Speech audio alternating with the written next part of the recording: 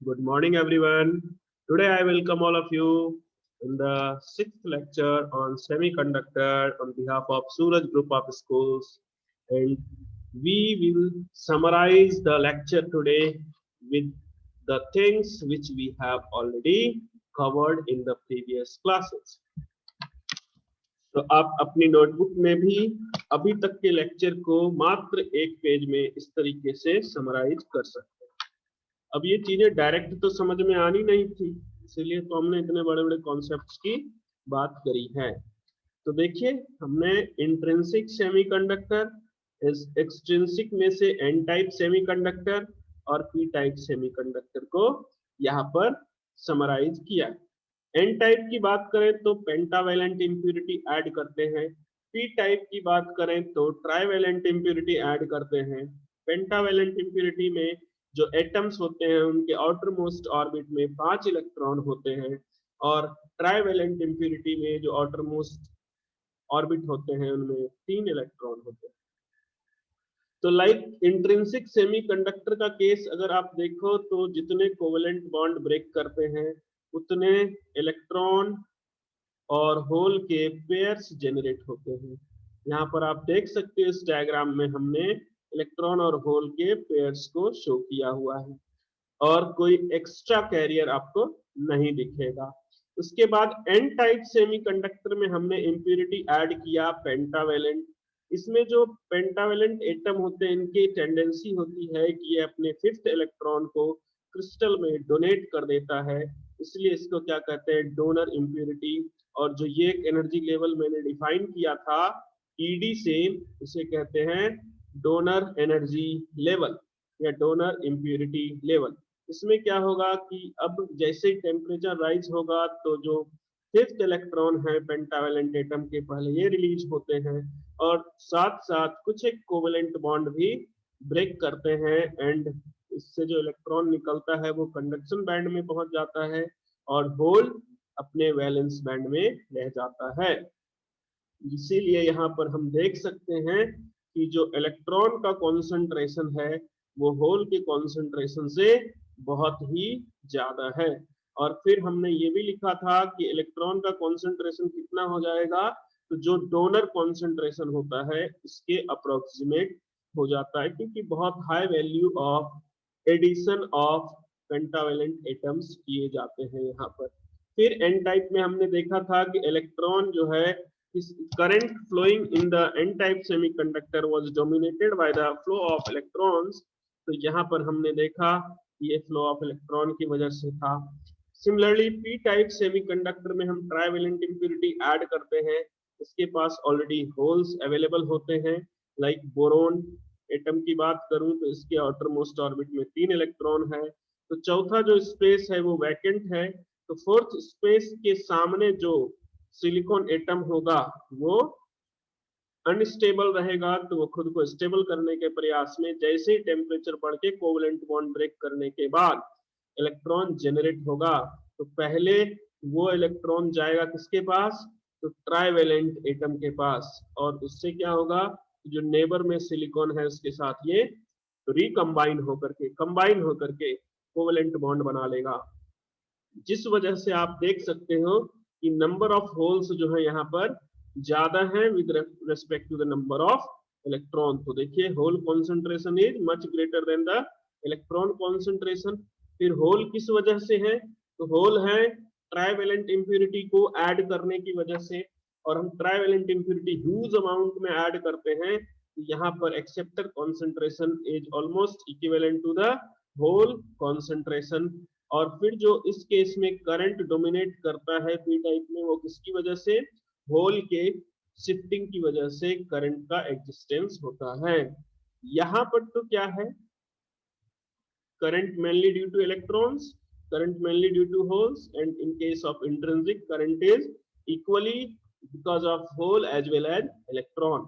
लेकिन किसी भी सेमीकंडक्टर की मैं बात करूं, मैंने ये बात कही भी थी कि कैसा भी सेमीकंडक्टर हो, चाहे इंट्रिंसिक हो या एक्सट्रिंसिक हो, एक्सट्रिंसिक में एन टाइप हो या पी टाइप हो, ये हमेशा न्यूट्रल होते हैं। ये क्वेश्चन पूछा जा चुका है कि सेमीकंडक्टर या फिर P type semiconductor is 4 option है, उनमें से आपको आंसर करना है neutral. Now quantity of electrons and holes are equal, इसमें मेजॉरिटी इलेक्ट्रॉन की, माइनॉरिटी होल की, फिर पी टाइप में मेजॉरिटी होल की और माइनॉरिटी इलेक्ट्रॉन। ये सारी चीजें हमने समझी हुई। इसके बाद एक ये रिलेशन मैंने लिखना स्टार्ट किया था, मास एक्शन लॉ। मास एक्शन लॉ में मैंने क्या कहा था कि जो इलेक्ट्रॉन का कॉन्सेंट्रेशन होगा और जो होल का कॉन्सेंट्रेशन होगा, इनका प्रोडक्ट इंट्रिंसिक कैरियर कॉन्सेंट्रेशन का स्क्वायर करने से हमें मिल जाएगा। ये हमने डिस्कस किया था लास्ट क्लास में, और मैंने इसके लिए लिखा था क्या, at thermal equilibrium. At thermal equilibrium कहने का मतलब क्या है कि किसी एक फिक्स टेम्परेचर पर जो इलेक्ट्रॉन कॉन्सेंट्रेशन है और जो होल कॉन्सेंट्रेशन है, इनका प्रोडक्ट हो जाता है square of intrinsic carrier concentration. तो यहाँ देखते हैं इन पॉइंट्स को मैं एक बार रीड आउट कर देता हूँ, कुछ खास नहीं है। In semiconductor due to thermal effect generation of free electron and holes takes place, हमें पता है। Apart from process of generation, a process of recombination also occur simultaneously, मतलब कोवेलेंट बॉन्ड ब्रेक करते हैं और कोवेलेंट बॉन्ड फॉर्म होते हैं, continuously ये प्रोसेस चलता रहता है। In which free electron further recombine with the hole, अब इलेक्ट्रॉन अगर किसी क्रिस्टल में मूव कर रहा है और किसी एटम के पास होल है, तो ये उसके साथ रिकम्बाइन होकर के वापस से कोवेलेंट बॉन्ड बना लेगा। At equilibrium rate of generation of charge carrier is equal to the rate of recombination of charge carrier. इस पॉइंट को याद रखना, इक्विलिब्रियम पे जितने कोवेलेंट बॉन्ड ब्रेक करते हैं उतने ही कोवेलेंट बॉन्ड फॉर्म होते हैं।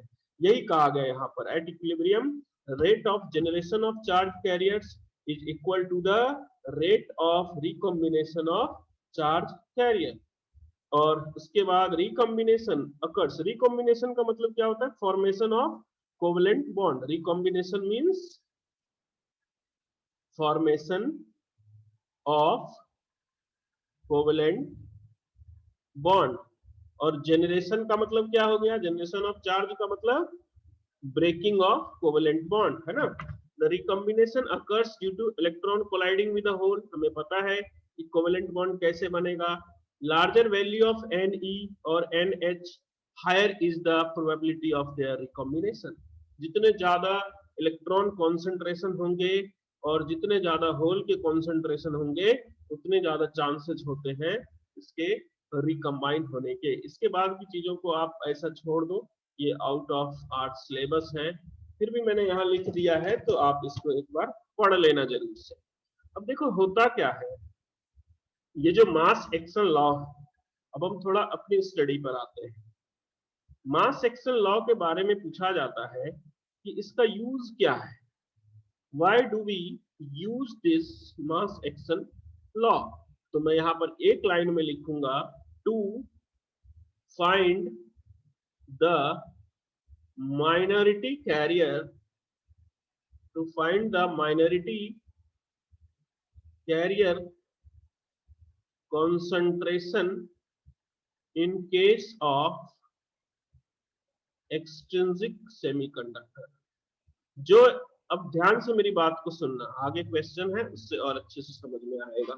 जो एक्सट्रिंसिक कैरियर होते हैं, सेमीकंडक्टर होते हैं, उनमें हम एक्स्ट्रा इंप्यूरिटी को ऐड करते हैं, और हमें ये पता है हम इतनी ज्यादा इंप्यूरिटी ऐड कर देते हैं कि अगर एन टाइप की बात करें तो उसमें पूरी की पूरी कंडक्टिविटी को कौन डोमिनेट करने लग जाता है, जो एटम को हमने ऐड किया। और पी टाइप में सिमिलरली जो एक्सेप्टर एटम को हम ऐड करते हैं, तो मेजॉरिटी किसकी हो जाती है, आप देखो इलेक्ट्रॉन की। आपको चाहिए क्या होता है, होल का कॉन्सेंट्रेशन। यहाँ पर मेजॉरिटी क्या हो जाती है, जो हमने ऐड किया होल्स। और हमें चाहिए क्या, मास एक्शन लॉ के हेल्प से हम कैलकुलेट करते हैं माइनॉरिटी कैरियर कॉन्सेंट्रेशन, तो हम इलेक्ट्रॉन का कॉन्सेंट्रेशन फाइंड करेंगे। तो लाइक अगर सेमीकंडक्टर प्योर है, if we have pure semiconductor, तब तो कुछ सोचने की बात ही नहीं है, क्योंकि इलेक्ट्रॉन कॉन्सेंट्रेशन और होल कॉन्सेंट्रेशन सेम होते हैं प्योर सेमीकंडक्टर में। लेकिन आप इसी मास एक्शन लॉ को देखो, मैं एन टाइप और पी टाइप में सॉल्व करके दिखाता हूं। अगर मैं एन टाइप की बात करूं, एन टाइप सेमीकंडक्टर की बात करें, तो इसमें जो मेजॉरिटी है, मेजॉरिटी कॉन्सेंट्रेशन किसकी हो जाएगी? Of electrons. और ये मेजॉरिटी कितनी होगी? तो जितने हम पेंटावेलेंट एटम्स ऐड करेंगे, ये याद रखिए आप, जितने हम पेंटावेलेंट एटम्स ऐड करेंगे। तो इसमें हम अगर मास एक्शन लॉ यूज करते हैं, मास एक्शन लॉ, तो मेजॉरिटी तो हमने ऐड किया है, तो हमें पता होगा कि हमने क्या ऐड किया है। तो माइनॉरिटी कॉन्सेंट्रेशन कैसे फाइंड करते हैं? माइनॉरिटी कॉन्सेंट्रेशन को हम फाइंड करेंगे इंट्रिंसिक, ये वैल्यू दी जाएगी अपने को क्वेश्चन में, अपॉन जितने मेजॉरिटी है। मतलब एन टाइप सेमीकंडक्टर में अगर आपको होल कॉन्सेंट्रेशन फाइंड करना है, तो Ni² डिवाइडेड बाय जो डोनर, जो पेंटावेलेंट एटम हम ऐड करेंगे उसके कॉन्सेंट्रेशन से इसको डिवाइड कर देंगे, ये स्क्वायर है। सिमिलरली अगर पी टाइप सेमीकंडक्टर है हमारे पास, तो इसके लिए मेजॉरिटी क्या होगी? मेजॉरिटी कॉन्सेंट्रेशन ऑफ होल्स होंगे, और यहां से होल के कॉन्सेंट्रेशन क्या होंगे? जितने हम ट्राइवेलेंट एटम ऐड करेंगे वो सारे होल प्रोवाइड करेंगे सिस्टम में।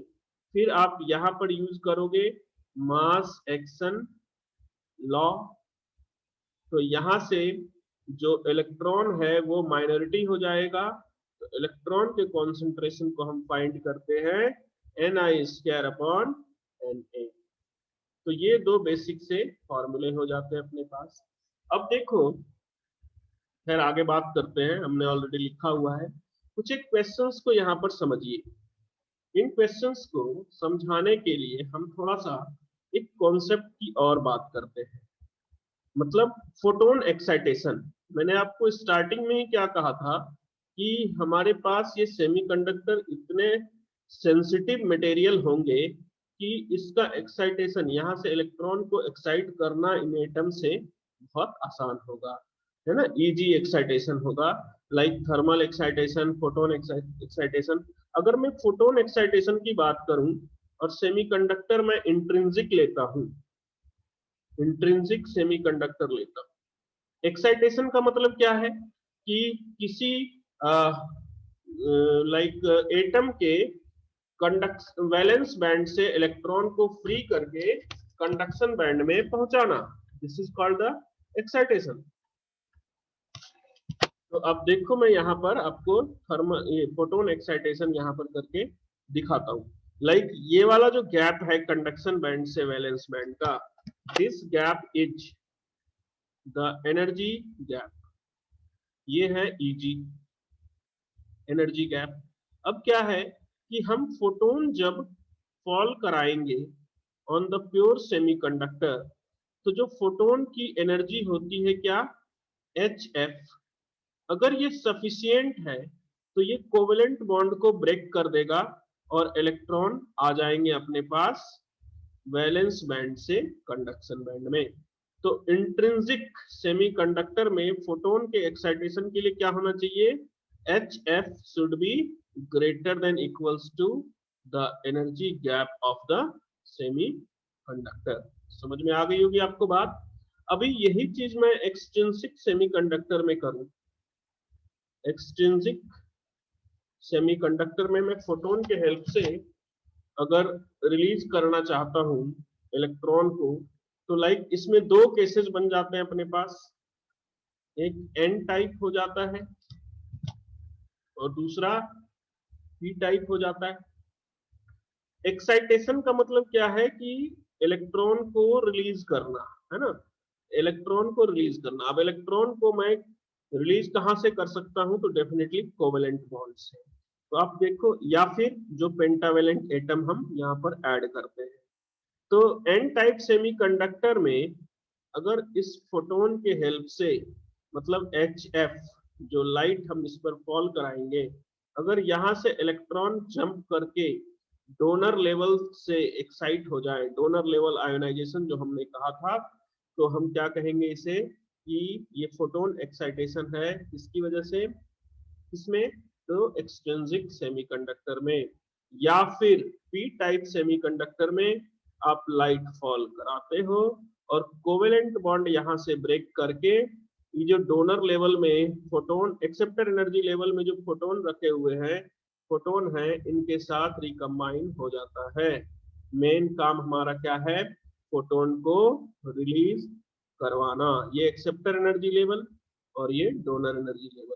तो आप दोनों केस में देख सकते हो कि जो एच एन टू एफ है, it should be greater than equals to 0.01 electron volt for germanium, और H into F should be greater than equals to 0.05 electron volt for silicon. क्योंकि हमें पता है कि एक्सेप्टर एनर्जी लेवल और donor energy level में electron पहुंचाने के लिए या उससे इलेक्ट्रॉन को फ्री करने के लिए जर्मेनियम क्रिस्टल से कितने इलेक्ट्रॉन वोल्ट एनर्जी चाहिए, और सिलिकॉन क्रिस्टल से 0.05 इलेक्ट्रॉन वोल्ट की एनर्जी चाहिए।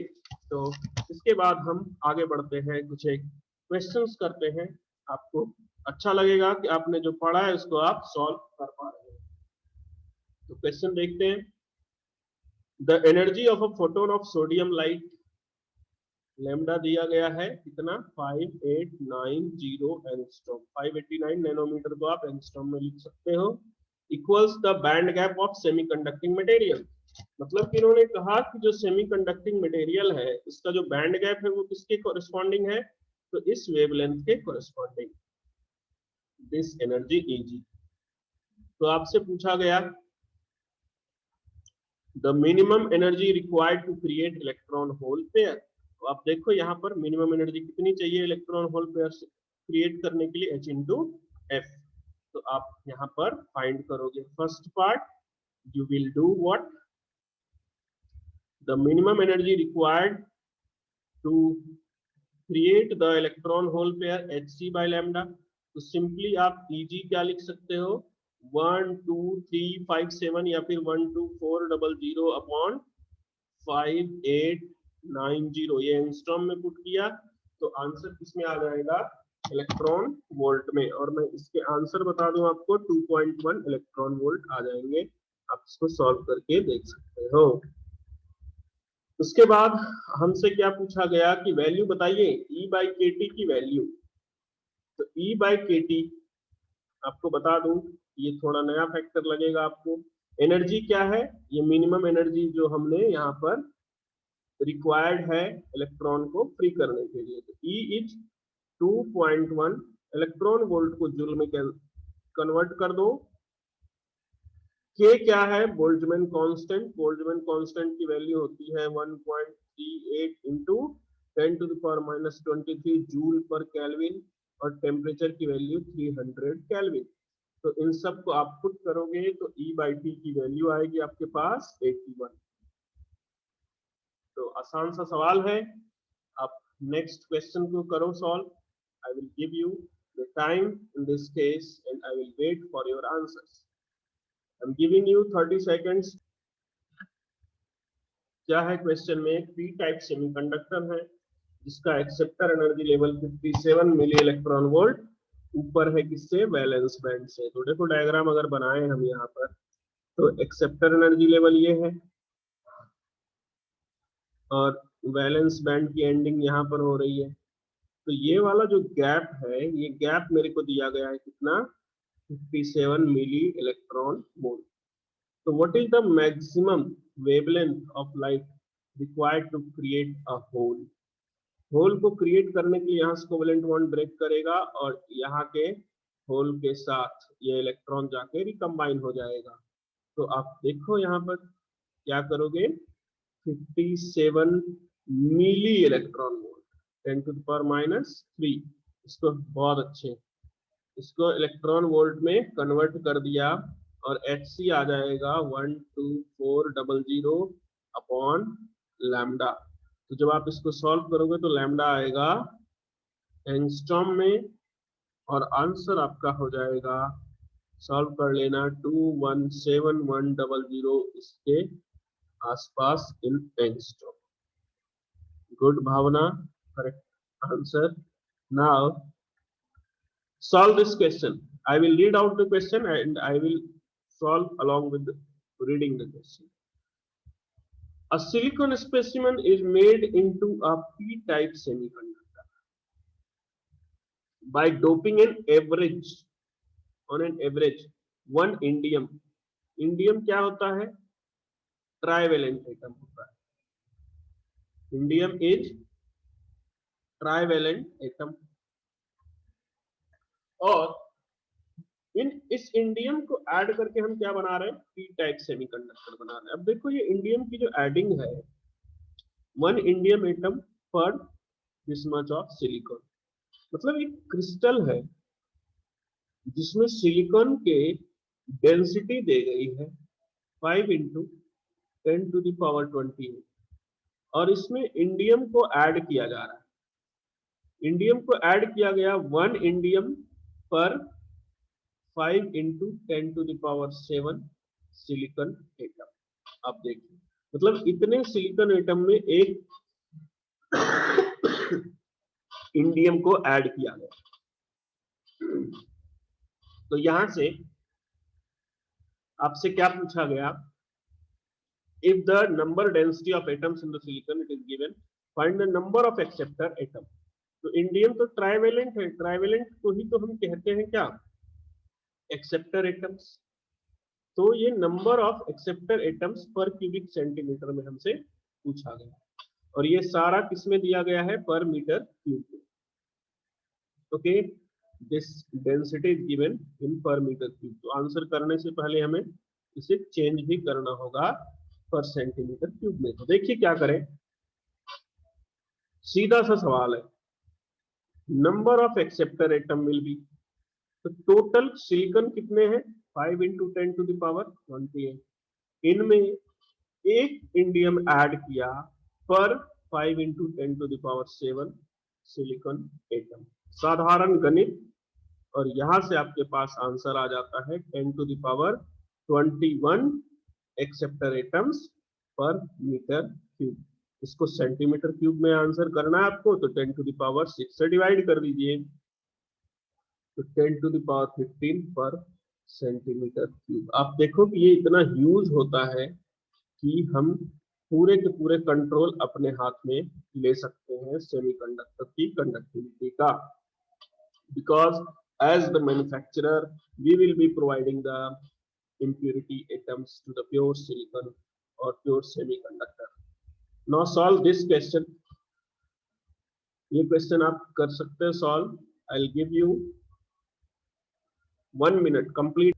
क्या पूछा गया क्वेश्चन में? by which number the charge carrier increases due to doping. इसमें क्या कहा इन्होंने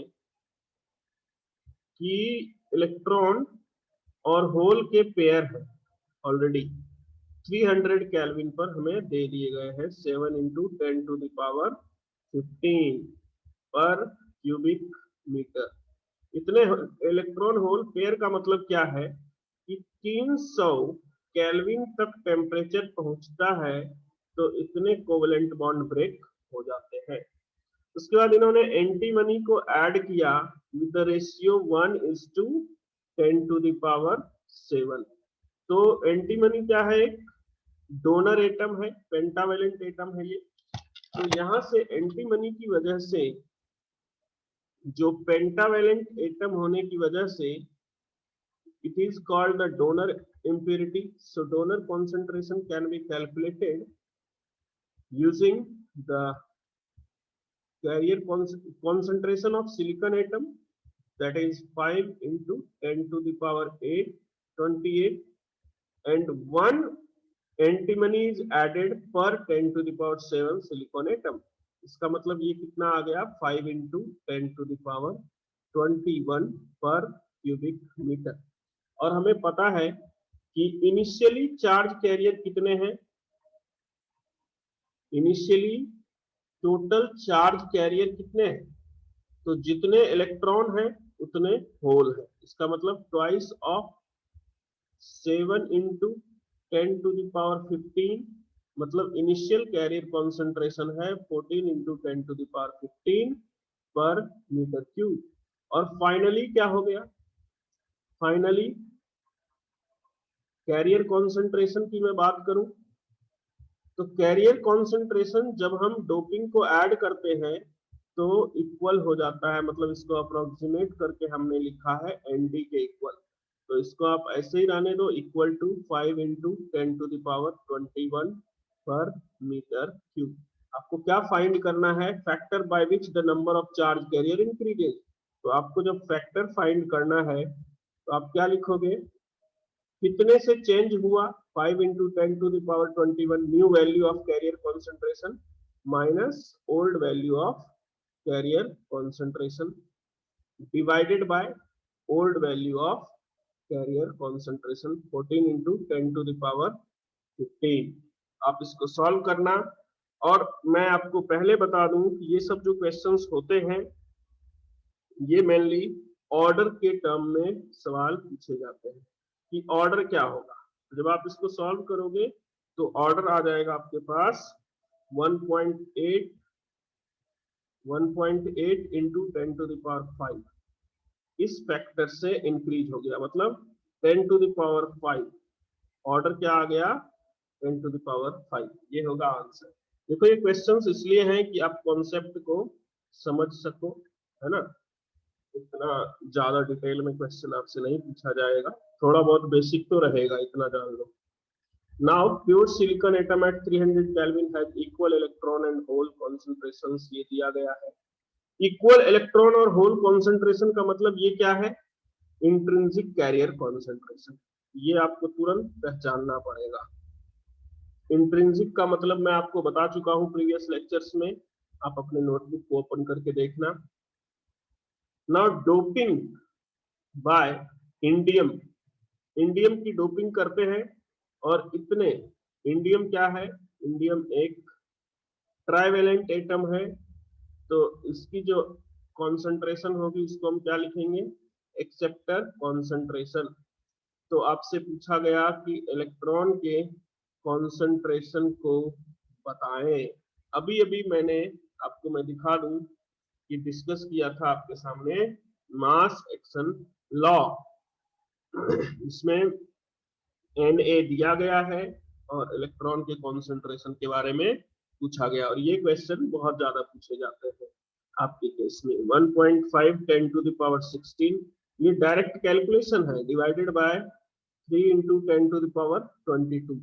so the answer will be 7.5 into 10⁻9। बहुत अच्छे हितेश एंड मयंक, आप लोगों ने सबसे पहले आंसर किया है 7.5 इंटू 10⁻9 पर मीटर क्यूब। अब आपको आंसर में चेक कर लेना है कि कहीं सेंटीमीटर क्यूब में होगा तो फिर इसको चेंज करना पड़ेगा। तो आप देखो कि मेजॉरिटी के रेस्पेक्ट में 10⁻22 के रेस्पेक्ट में ये माइनॉरिटी का कॉन्सेंट्रेशन कितना कम है ना। अभी इसी में सपोज मैं अपनी तरफ से ऐड करूं, आपसे कंडक्टिविटी पूछी जाती इस इंडियम के ऐड करने के बाद, तो कंडक्टिविटी कैसे लिखते, तो conductivity of P type atom will be Na E mu P. Hole का कॉन्सेंट्रेशन की वजह से कंडक्टिविटी होती है, तो वो हम देख लेंगे, जैसे कि ये सवाल है। इसलिए तो प्योर सेमीकंडक्टर है। देखिए what will be conductance of pure silicon if electron hole pairs equal होंगे, हमें पता है प्योर है तो, है ना। एट दिस टेम्परेचर 300 केल्विन पर म्यू एन और म्यू पी की वैल्यू दी गई है। आप याद करो तो इसको हमने सॉल्व एक बार किया था, लेकिन इसमें प्योर है सेमीकंडक्टर, इसका मतलब इंट्रिंसिक है, तो इंट्रिंसिक में N I E mu N plus mu P, इसको डायरेक्ट पुट कर देना 1.072 into 10⁻10 into electron concentration 1.6 into 10⁻19 electron mobility 1350, hole mobility 480। आप इन सब को पुट करके और जो आंसर आपको आ जाएगा वो मैं बता देता हूँ। The answer you will get is 3.14 into 10 to the power 10 to the power -6, और ये आंसर आपको आएगा महो पर सेंटीमीटर में। चेक कर लेना आप आंसर इसको बाद में कैलकुलेट करके। कम टू दिस क्वेश्चन, इस क्वेश्चन को सॉल्व करिए। क्या दे रखा है अपने को? प्योर सिलिकॉन एटम है 300 केल्विन पर, equal electron and hole concentration इतना। इसका मतलब ये क्या है? Ni दे रखा है मेरे को 1.5 into 10 to the power 16। और मैंने आपको कहा है कि मास एक्शन लॉ पर बहुत क्वेश्चन पूछे जाएंगे, और इसमें डोपिंग किया इंडियम का। फिर से वही सवाल रिपीट हो गया कि एक्सेप्टर कॉन्सेंट्रेशन दिया गया है 4.5 into 10 to the power 22 पर सेंटीमीटर क्यूब। तो इलेक्ट्रॉन कॉन्सेंट्रेशन क्या होगा? हमें पता है Ni2/Na करेंगे और आंसर मिल जाएगा। Coming to the next question, क्या है कि एक सेमीकंडक्टर को जिसका इक्वल इलेक्ट्रॉन और होल कॉन्सेंट्रेशन है, बहुत अच्छे, Ni क्या है? 6 into 10 to the power 18 per metre cube. On doping with certain impurity, electron concentration increases to this। Electron concentration increase हो जाता है। पहले ये दिया हुआ जो डेटा है इसको सही सही लिख लेता हूँ। 6 into 10 to the power 8, ये इलेक्ट्रॉन कॉन्सेंट्रेशन इंक्रीज हो गया। तो identify the new semiconductor obtained after doping. बताओ, इलेक्ट्रॉन का कॉन्सेंट्रेशन डोपिंग की वजह से बढ़ गया है, ये कैसा सेमीकंडक्टर होगा? फर्स्ट पार्ट की बात करो, आंसर बता दो। ऐसे ही ट्रिकी सवाल आते हैं जिसको बेसिक कॉन्सेप्ट पता नहीं होगा ना, ये तो बहुत खतरनाक ही आंसर किया है तुमने। अच्छा, होल का कॉन्सेंट्रेशन बता रहा है, तो होल बहुत अच्छे, वेरी गुड। तो इलेक्ट्रॉन का कॉन्सेंट्रेशन क्या हो रहा है? इंक्रीज हो रहा है, इंक्रीजेज ड्यू टू डोपिंग। तो इसका मतलब सेमीकंडक्टर कैसा रहा होगा? डोपिंग हमने कैसा किया होगा use? Hence pentavalent atom is used to dope, is doped into the semiconductor, hence semiconductor is of n type। Electron का कॉन्सेंट्रेशन इंक्रीज होने का मतलब, बहुत अच्छे Bhavna and Hitesh, correct answer. तो इलेक्ट्रॉन का कॉन्सेंट्रेशन, हाँ सही है लक्ष्य आपके answer, good. Calculate the new hole concentration. तो होल का कॉन्सेंट्रेशन क्या हो जाता है? Ni² upon what? The donor concentration. तो Ni² कर लो, 36 into 10 to the power 16 upon 9 into 10 to the power 12। The answer is 4 into 10 to the power 4 per metre cube. तो आज के लिए इतना ही। बहुत बहुत धन्यवाद आप लोगों का इतने ध्यान से सुनने के लिए, पढ़ने के लिए, क्योंकि अब इसके आगे क्वेश्चंस तो नहीं है, नया टॉपिक स्टार्ट करना है हमें कल सेमीकंडक्टर का, जो कि सेमीकंडक्टर डिवाइसेस होंगे। डायोड को हम स्टार्ट करेंगे। हर्ष, कहाँ थे आप? इतने दिनों से लेक्चर अटेंड नहीं कर रहे थे, क्या हो गया? कोई परेशानी होगी?